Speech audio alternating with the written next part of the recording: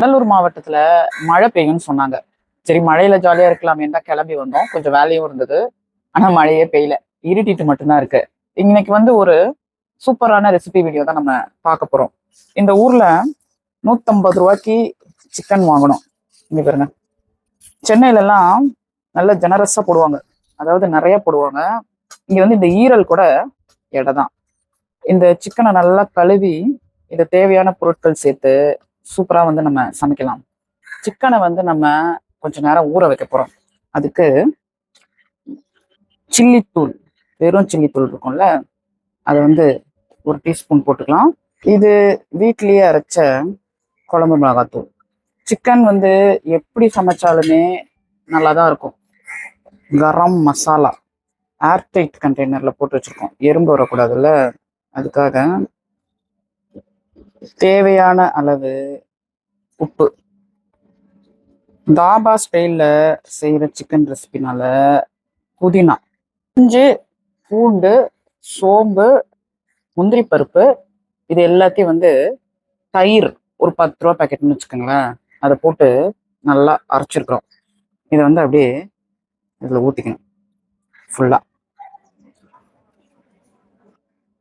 இதை அப்படியே பிசைவோம். பார்க்கும்போதே நல்லா இருக்கு பாருங்க. நல்லா மரைனேட் பண்ணணும். எல்லா சிக்கன்லையும் இது வந்து சோறணும். நெருப்பு மூட்டி மண் சட்டி வச்சிருக்கோம். அதுல தேவையான அளவு எண்ணெய் வந்து ஊத்துறோம். 2 பெரிய வெங்காயம், 1 தக்காளி, 4 பச்சை மிளகாய். இதை வந்து இப்போ இதில் ஆட் பண்ணிக்கலாம். வெங்காயம் தக்காளி பச்சையாக தான் இருக்கு. இந்த மரைனேட் பண்ணோம்ல, அதை வந்து இதில் சேர்த்துப்போம். இது பிரியாணிக்கு கூட இந்த மாதிரி நீங்கள் ஊற வச்சு சாப்பிடலாம். ரசம் சோறுக்கும் இந்த மாதிரி ஊற வச்சு இந்த ரெசிபியை செஞ்சு சாப்பிடலாம். 15 நிமிஷம் தாங்க.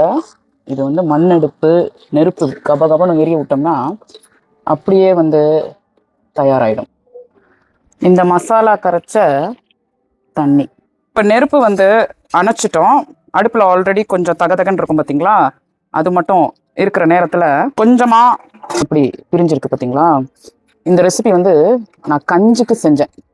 என் பசங்க சிக்கன் ரொம்ப விரும்புவாங்க. அதுவும் மண் அடுப்பில் செஞ்சால் இந்த 150 ரூபா சிக்கனும் இமீடியட்டாக காலியாயிடும்.